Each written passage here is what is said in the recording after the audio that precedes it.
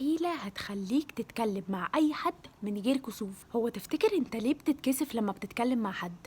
أو بتحس انك عايز تهرب من الموقف، أو انك تقلل كلام في الوقت ده؟ عشان العين بتكون مركزة عليك والناس مستنية منك انك تتكلم، أو مثلا بيسألوك عن موقف معين فمستنيينك تتكلم، فبتحس ان انت متراقب وان انت مجبر انك تتكلم، فده بيكسفك أكتر. وكل ما تحس ان انت محطوط في الموقف ده، كل ما الناس بتركز عليك اكتر فبتتكسف اكتر وتقلل كلام اكتر، فبقيت غصب عنك محطوط في وضع ان انت شخص بتتكسف ومش متكلم. لا، انا بقى عايزاك لما تتحط في الموقف ده والناس تبقى مستنيينك تتكلم، جرب كده انك تدوشهم بالكلام اكتر ما هم عايزين.